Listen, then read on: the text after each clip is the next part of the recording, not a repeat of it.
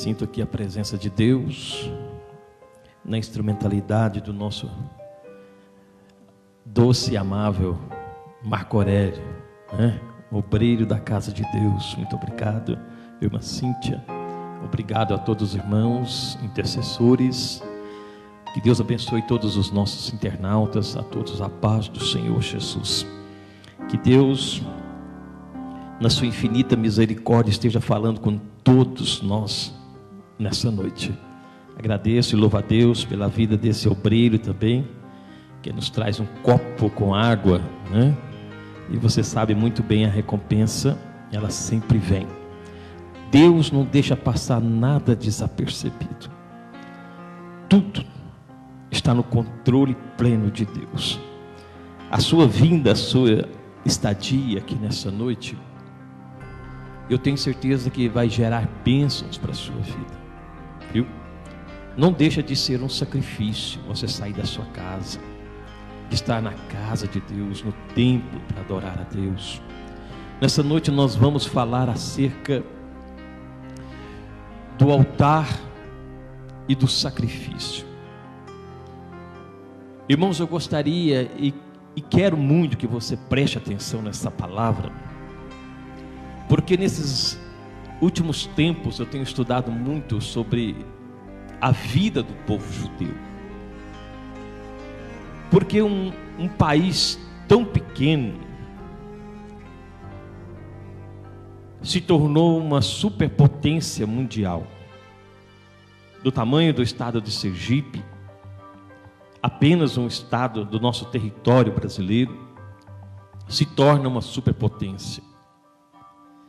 É porque eles seguem à risca agradar a Deus, buscar a Deus, estar na dependência de Deus. E a palavra que nós vamos estar ministrando debaixo da misericórdia de Deus, porque se não for Ele, não acontece nada. Irmãos, eu posso assim dizer que é o beabá da nossa vida cristã. É o princípio, é o começo. E isto passa muitas das vezes desapercebido.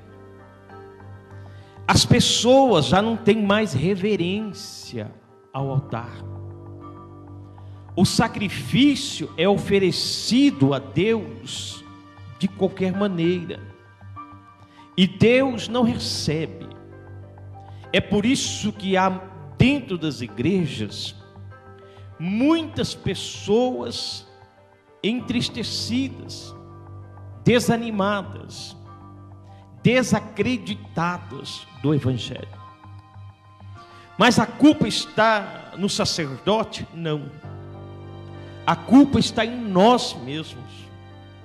Quando nós olhamos para o altar, quando nós oferecemos o nosso sacrifício diante do altar, diante do sacerdote que é Cristo Jesus.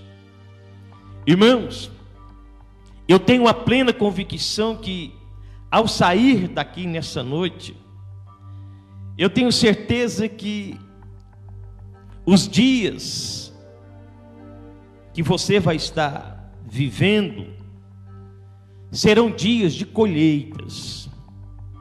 Amém? Você pode dizer um amém? Amém significa eu recebi, assim seja. A sua vida vai ser transformada. Amém, irmão? Cadê o seu sacrifício? Você trouxe o sacrifício nessa noite? Então abra a sua boca. Viu? Você está diante do altar. Deixa eu dizer uma coisa para você. Quando nós entramos na igreja, a primeira coisa que se vê é o altar. O altar é santo, é digno de toda reverência. Por quê, pastor André? Porque do altar é transmitido os ensinos pautados na palavra de Deus. É por isso que o altar tem que ser reverenciado. É por isso que o altar tem que ser respeitado.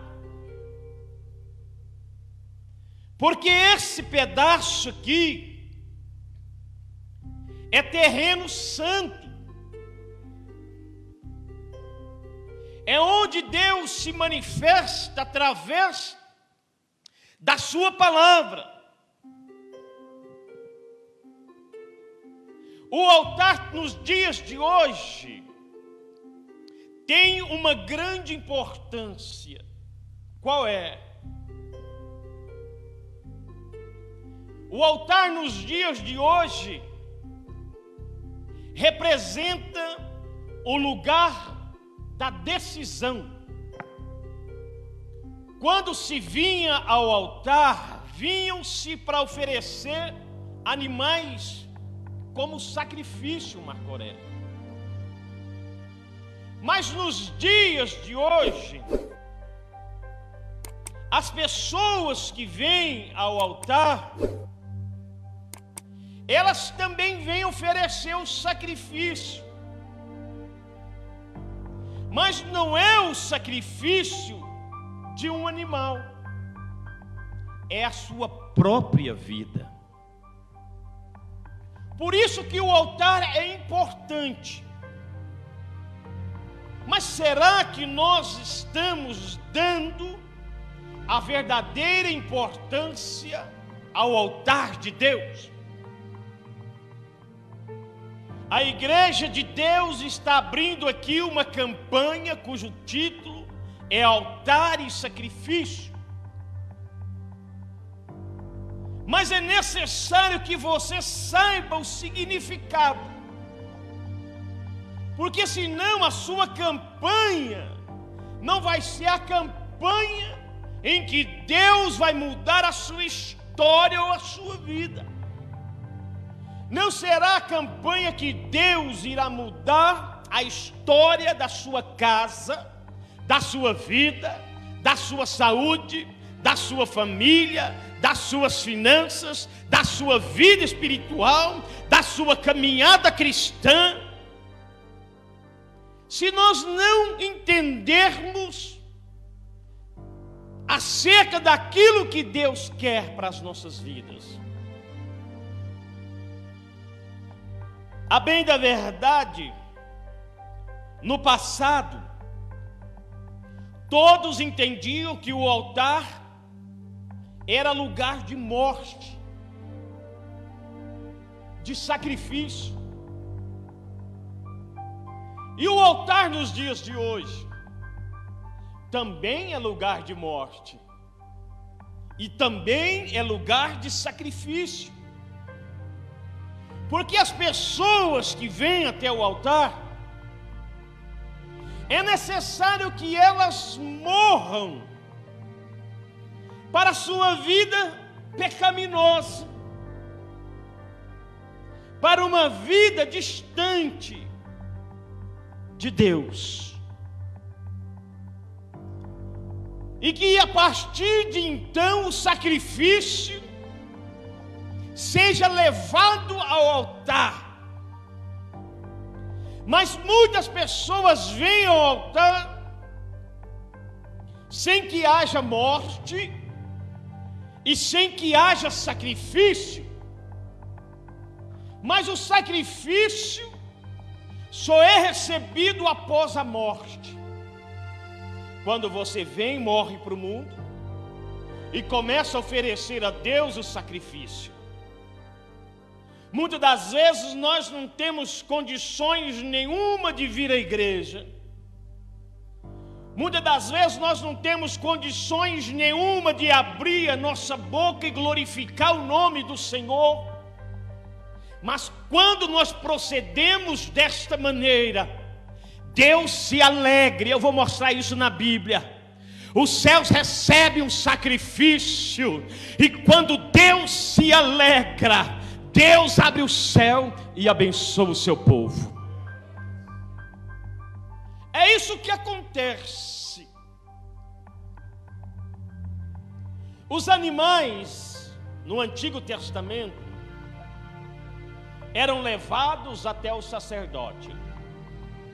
Ali eles davam seus últimos passos de vida, porque com certeza seriam abatidos ao pé do altar. E mais nos dias de hoje, ainda se tem o sacrifício. Altar é uma palavra que deriva do latim, que quer dizer altos, ou seja, lugar elevado para sacrifício. Altar, altos, lugar elevado. É como esse altar, lugar elevado para o sacrifício. O interessante é que quem escreve mais acerca do altar, ele vai escrever aos Hebreus, Paulo. Mas para escrever aos Hebreus, os Hebreus é aqueles que estavam no Egito. Quando as pragas sobrevêm sobre o Egito, Deus guarda os hebreus, o seu povo. E Paulo vai escrever aos hebreus muitos anos depois, relatando acerca do altar naqueles dias e nos dias atuais da igreja.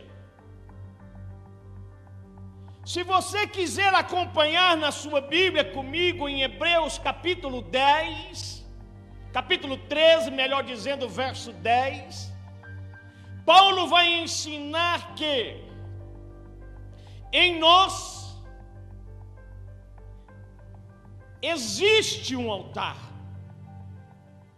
Nós possuímos um altar. Se tem um altar no templo, templo este de alvenaria, construída pelas mãos dos homens, também existe um altar no templo, construído pelas mãos do próprio Deus, que somos nós. E Paulo, ao dizer sobre isto, Paulo vai acompanhar a antiga interpretação da Talmude. Mas, pastor André, o que significa Talmude? É o livro da legislação judaica. É o Shulchan Aruch, que quer dizer código da lei judaica. É a Misna, que quer dizer o pilar central da lei.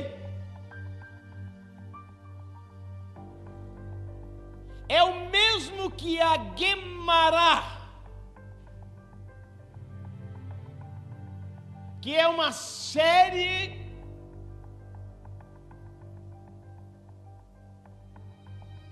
é muito importante você guardar isso na sua mente, porque isso vai fazer você entender melhor sobre todas estas questões. É uma série de declarações organizadas, de assuntos e tópicos acerca de ensinamentos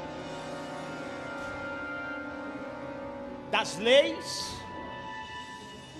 tradições e história judaica. O que me chama a atenção é que Paulo aqui, irmãos, é um estudioso. E para falar de altar e sacrifício, principalmente aos hebreus, é necessário, Marco Aurélio, que ele tenha um entendimento. E ele busca esse entendimento. E quando escreve aos hebreus no capítulo 13, do versículo 10, ele vai dizer que em nós existe um altar. Se existe em nós um altar, qual é o sacrifício que você tem oferecido nesse altar? Irmãos, tem pessoas que deixam de vir para o templo, se apresentar diante do sacerdote no altar, o seu sacrifício, por causa de uma dor de cabeça, por causa de uma briga familiar, por causa de um problema financeiro. Mas eu quero dizer para você nesta noite, todas as vezes que você, em meio a dificuldades, você se levanta para ir para o templo, para oferecer a Deus o seu sacrifício, Deus se levanta no seu trono, Deus recebe o seu sacrifício e te abençoa sobre essa terra.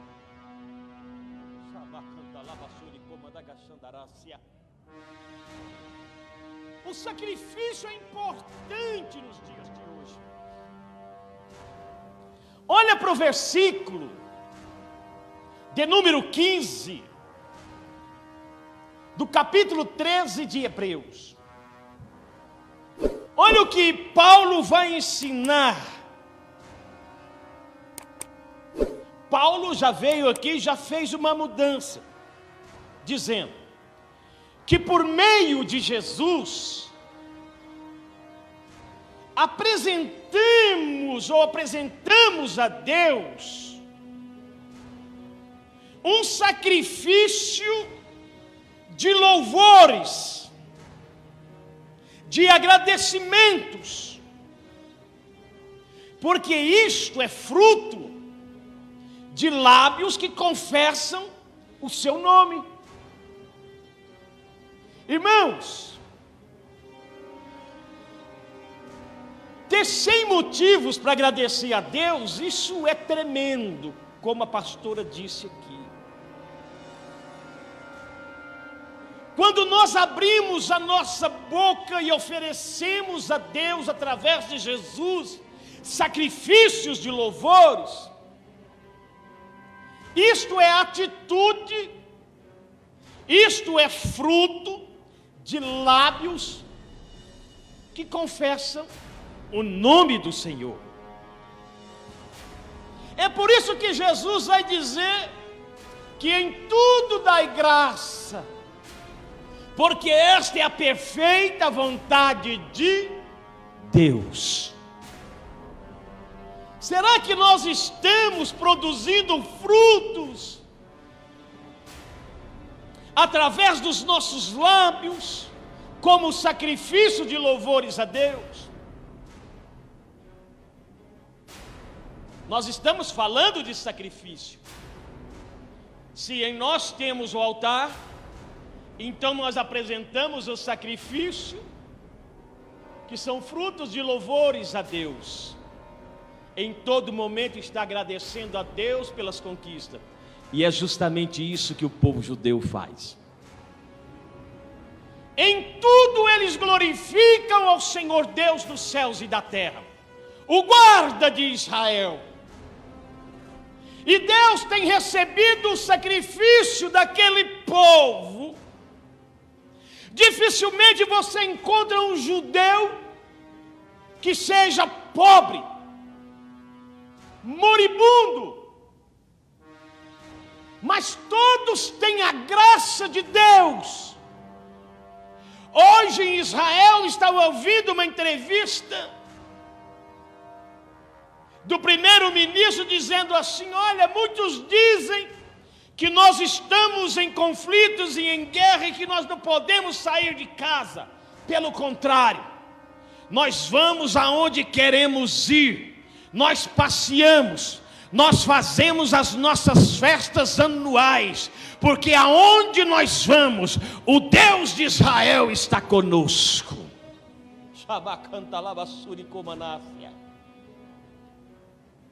Nós andamos pelas ruas, nós visitamos os nossos parentes. O Brasil está numa pandemia, que é uma epidemia que assola todos os cantos. Mas o primeiro-ministro israelense disse assim: nós estamos tranquilos quanto a este vírus, porque nós sabemos que o guarda de Israel, ele está presente, ele guarda a nossa casa, guarda a nossa família, guarda a nossa estrutura. Isso é confiança, é fé, é louvor, é sacrifício oferecido a Deus.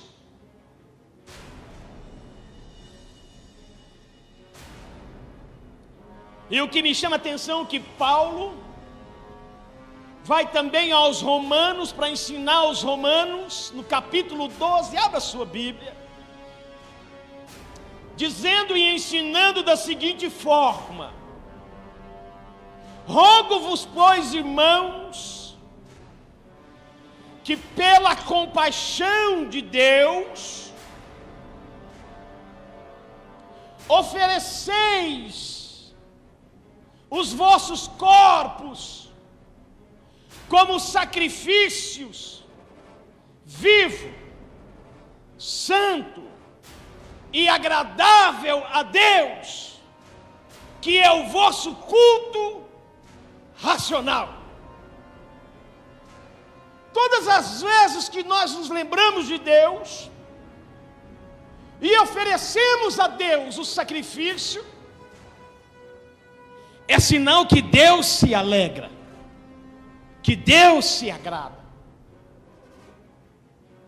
E Paulo conhecia muito bem estes fundamentos, e é estes fundamentos que a igreja precisa ter nos dias atuais, para saírem da mesmice, para verem o agir de Deus. Você como templo de Deus, as pessoas ao olhar para você, elas precisam enxergar Deus na sua casa, nas suas finanças, na sua família, na sua saúde. Elas precisam perguntar: mas o que é que você faz? Eu ofereço a Deus o sacrifício. Eu estou na dependência de Deus. Eu confio no guarda de Israel. Eu ofereço a Deus todos os dias o meu louvor de sacrifício.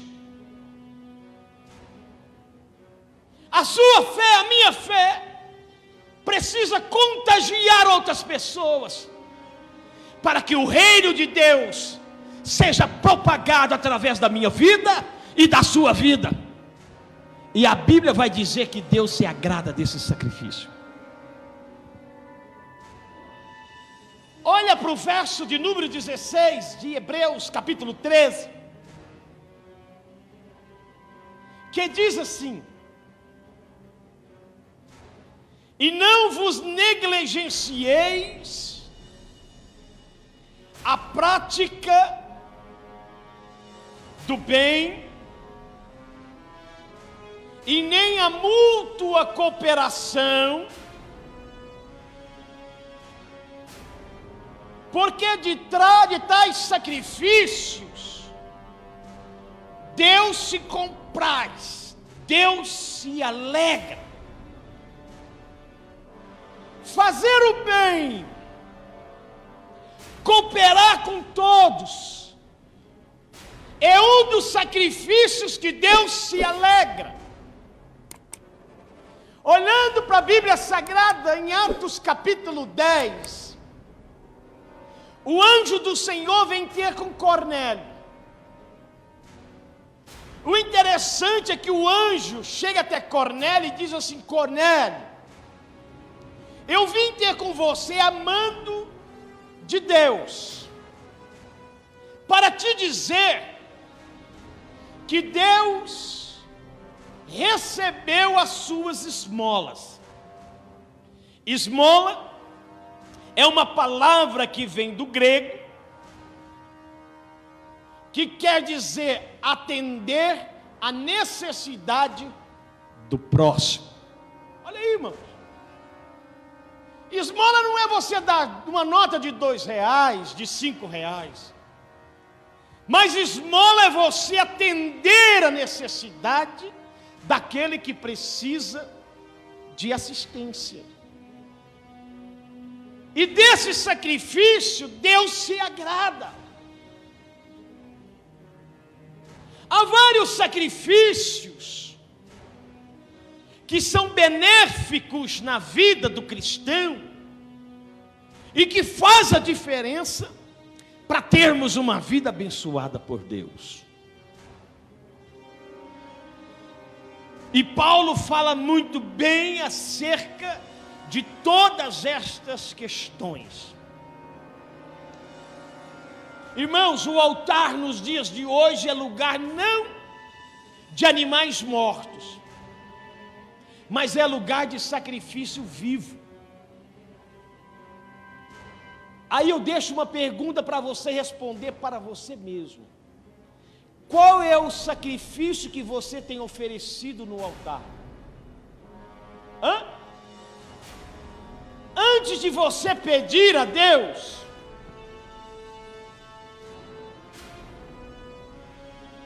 antes de você falar com Deus, qual é o sacrifício que você tem oferecido a Deus? O altar é lugar de se oferecer sacrifício vivo. Nós não subimos no altar literalmente morto como os animais antigamente. Não. Mas nós, espiritualmente falando, devemos morrer para nós mesmos. Sim ou não? Por que morrer para nós mesmos? Porque somos um povo egoísta. Nós pensamos em nós mesmos. Muitas das vezes nós não cumprimos com a palavra de Deus como deve ser cumprido. Será que você ama o seu próximo como você ama você mesmo? O próximo ali sem roupa, sem uma comida decente, você tem 2 vestes boas, pastor, mas eu só tenho 2, eu escuto isso sempre. Eu não tenho para oferecer, irmão, você tem 2, você não veste 2 peças ao mesmo tempo. A lei de Deus funciona da seguinte forma: você planta para depois colher. Tem pessoas que querem colher antes para depois plantar. Não. Primeiro você planta, depois você colhe. É a lei da semeadura.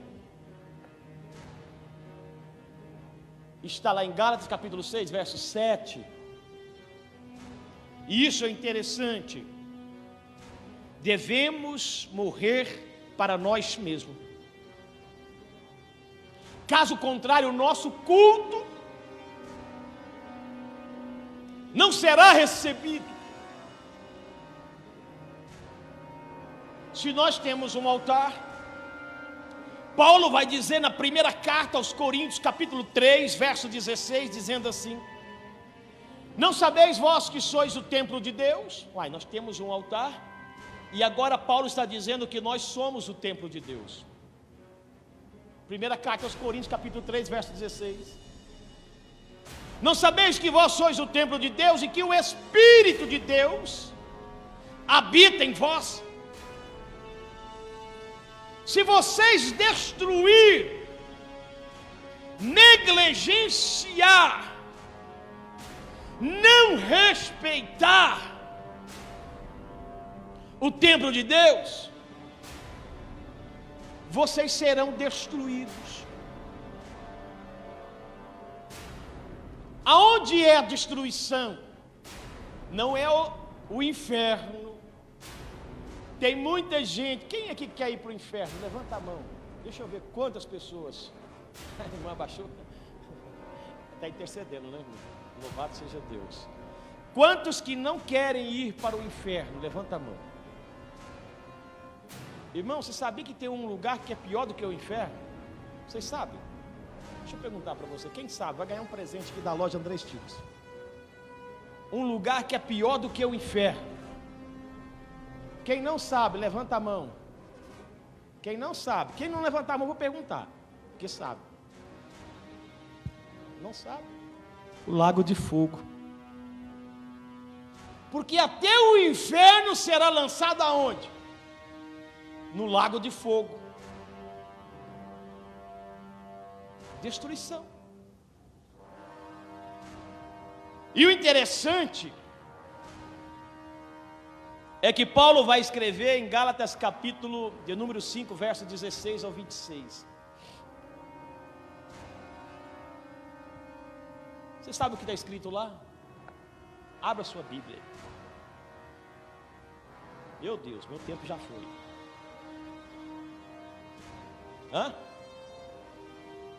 Gálatas capítulo 5, verso 16 ao 26.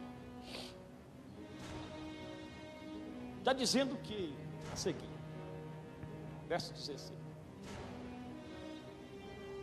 Digo, porém, andais no Espírito e jamais satisfareis a concupiscência, os desejos da carne. Por quê? Porque a carne milita contra o Espírito e o Espírito contra a carne, porque são opostos entre si, para não fazer aquilo que porventura seja do vosso querer. Mas os que são guiados pelo Espírito, eles não estão sob a lei, debaixo da lei, debaixo do jugo da lei. E as obras da carne são conhecidas, ou seja, são manifestas, e são elas: prostituição, impureza, lascívia, idolatria, feitiçaria, inimizades, porfias, ciúmes, que mais? Iras, discórdias, dissensões, facções, inimizades, bebedices e glutonaria. E coisas semelhantes a esta, das quais eu vos preveni, diz Paulo, que não herdarão o reino de Deus os que tais coisas praticam. Mas o fruto do Espírito é o quê? Amor, alegria, paz, longanimidade, benignidade, bondade, fidelidade, mansidão e domínio próprio. E contra estas coisas não há lei. Mas olha para o versículo na sequência. E os que são de Cristo Jesus crucificaram a sua carne, ou seja, sacrificaram, sacrifício, bem como as suas concupiscências. Irmãos,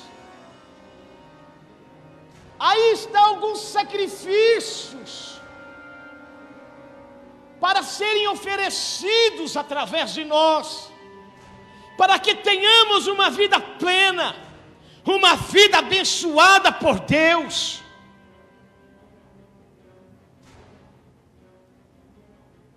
Para finalizar esse versículo aí, irmãos, esses versículos aí,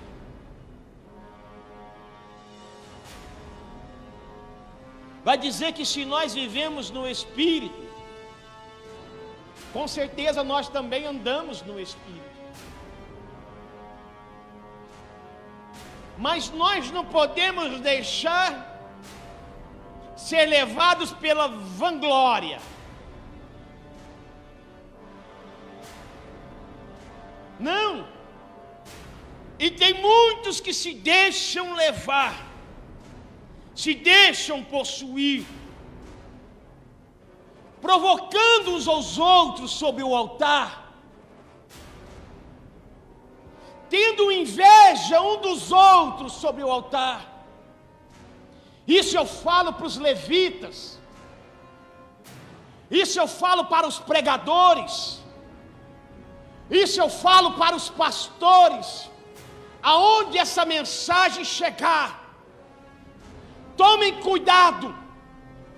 O altar é lugar santo.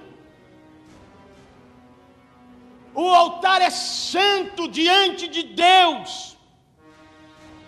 Não vos deixeis possuir de vanglória, maltratando uns aos outros, tendo inveja um dos outros. Nós precisamos ter cuidado ao entrar no templo. Nós precisamos ter o cuidado ao subir no altar. Nós precisamos ter cuidado ao apresentar a Deus o nosso sacrifício. É por isso, irmãos, que já não estão vendo mais milagres acontecendo no templo, e nem de fora do templo. É por isso que em muitos lugares não se manifestam a glória de Deus, porque estão banalizando o altar de Deus, estão oferecendo qualquer tipo de sacrifício. Tem que se ter reverência, postura diante de Deus. É por isso que milagres e milagres continuam acontecendo no meio do povo judeu, porque primeira coisa, Deus olha o nosso coração. Tiago, o defensor da ética cristã,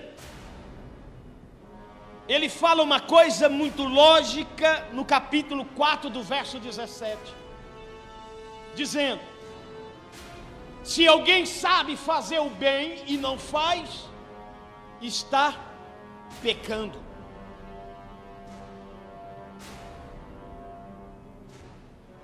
Aí você vem sem fazer o bem, irmãos. O que tem de pastor perseguindo irmãos, obreiros, misericórdia, às vezes eu me fico enojado. Pastores celebrando ceia, irreverentes. Deus não recebe esse sacrifício. Pelo contrário, isso é afronta diante de Deus. Eu aprendi que nós temos que nos preparar para chegar até o templo. Nós temos que nos preparar para subir no altar. Nós temos que nos preparar para oferecer a Deus o sacrifício. E hoje se oferece de qualquer maneira. É por isso que muitos estão dentro das igrejas. Muitos têm a arca da aliança na sua casa, que simboliza a presença de Deus. Mas é como na casa de Abinadab. não tem milagre, não tem resposta, não tem manifestação de Deus. Mas hoje eu falo para uma igreja que veio para aprender a palavra de Deus, que ao sair daqui, a sua casa, a sua família, os seus filhos, a sua finança, a sua saúde, a sua fé cristã será abençoada por Deus, porque Deus vai receber o seu sacrifício. Louvado seja Deus, bendito seja o nome do Senhor. O altar é santo e o sacrifício deve ser sem mancha. O sacrifício deve ser agradável ao Senhor. E a pastora falou aqui do versículo da leitura que eu gosto. Se nós temos que ser agradável ao Senhor, olha o que acontece. Salmo 37, verso 4 e verso 5. Agrada-te do Senhor. O que é agradar do Senhor? É andar com Deus, levantar com Deus, tomar café com Deus, trabalhar com Deus, voltar, almoçar com Deus, jantar com Deus, cultuar com Deus. Agrada-te do Senhor e Ele satisfará os desejos do teu. Entrega os teus caminhos ao Senhor, confia nele, isso é agradar de Deus. E o povo judeu faz isso muito bem. E Ele satisfará os desejos do teu coração. O povo judeu não tem essa de ficar pedindo a Deus, mas eles começam a agradecer a Deus, render louvores de gratidão a Deus, agradecendo a Deus pela casa, agradecendo a Deus pela família que eles vão ter, agradecendo a Deus pela prosperidade que está chegando. Isso é fé. Ora, a fé é a certeza de coisas que se esperam, é a convicção de fatos que não se vê. E Paulo escreve muito bem sobre fé, que quer dizer no grego fundamento firme. E Paulo vai dizer, ora, a fé é o firme fundamento. Nós precisamos conhecer a palavra de Deus. É por isso que Jesus disse, conhecereis a verdade e a verdade vos libertará. E se pois o Filho vos libertar, verdadeiramente sereis livres.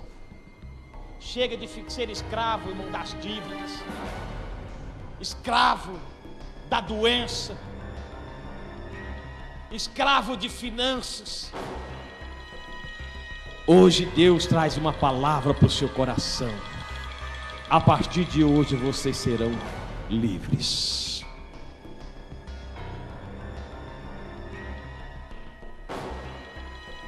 Agrada-te do Senhor e Ele satisfará o desejo do teu coração. Aí a palavra vai dizer lá em Provérbios, capítulo 4, verso 23, se não me falha a memória, dizendo assim: de todas as coisas que se deve guardar, guarde-o, porque dele provém a fonte da vida.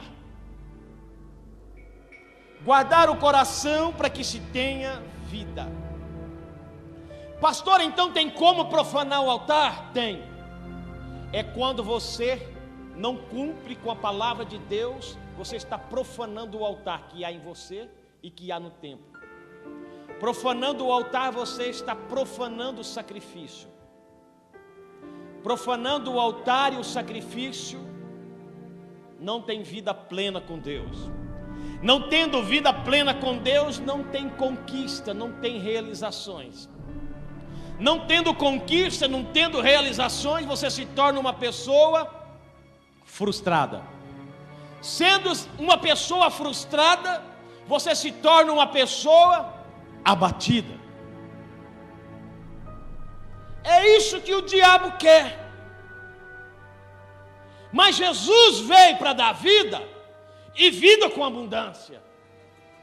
Vida significa alegria, paz, regozijo.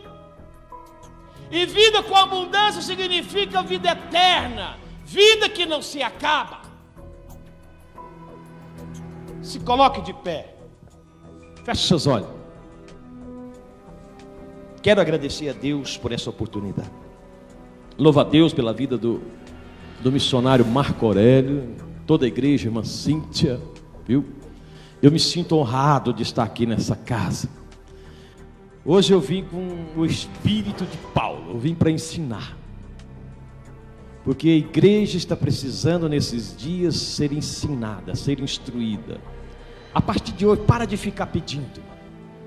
Começa a profetizar. Eu quero trazer uma palavra depois, na próxima oportunidade, sobre a força da profecia. Viu? Eu tenho certeza que vai mudar a vida de vocês. Que Deus abençoe. Vamos orar. Senhor Deus, Pai, em nome de Jesus. Meu Deus, eu te dou graça por essa oportunidade, louvando o teu santo nome, Pai. Meu Deus, foi o Senhor que proporcionou estar aqui nesta noite, juntamente com a sua igreja. Meu Deus, juntamente com aqueles que estão do outro lado, participando dessa palavra, desse banquete espiritual, Pai. Meu Deus, no nome de Jesus Cristo, quero tributar ao Senhor todo louvor, toda glória e toda honra.